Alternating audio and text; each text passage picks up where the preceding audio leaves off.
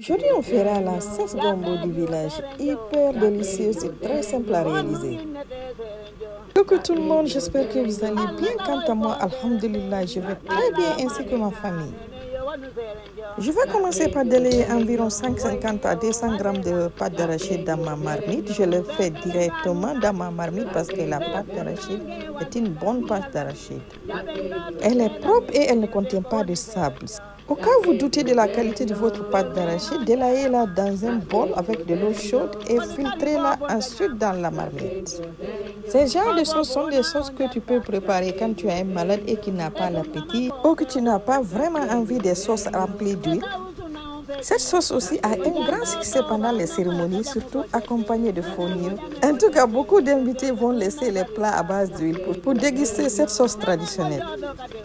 Cette recette que je présente ici, c'est une recette de base. Tu peux la simplifier comme moi ou ajouter plus d'ingrédients selon ton goût. Quand la pâte d'arachide a bouilli, je vais ajouter environ 600 g de gombo que j'ai coupé en rondelles. Ensuite, je vais préparer l'assaisonnement qui va accompagner la sauce qui sera composée d'oignons, de ciboulette, piment oiseau frais, du gingembre, d'oji ou de sumbara, de la poudre de bonga et du sel. Ensuite, je vais bien piler. Si c'est ta première fois d'être ici, je te souhaite la bienvenue et je te demande de t'abonner pour plus de délicieuses recettes de chez nous. Et je vais rajouter à la sauce. Rajoute aussi un peu de poisson chat fumé que j'avais désarrêté et lavé. Je vais remuer et laisser cuire.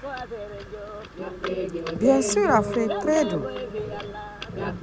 Et je continue de remuer de temps à autre pour éviter que le gombo crame. Comme vous voyez, cette sauce est très facile à réaliser. Une fois que vous avez ajouté l'assaisonnement, il ne vous restera plus qu'à remuer de temps à autre. J'espère que vous allez liker, commenter et partager la vidéo. Quand la sauce est bien cuite, je vais rajouter des gousses de piment. 5 à 10 minutes après, je retire le piment. Et à l'aide d'un fouet, je vais bien mélanger la sauce jusqu'à ce qu'elle soit homogène.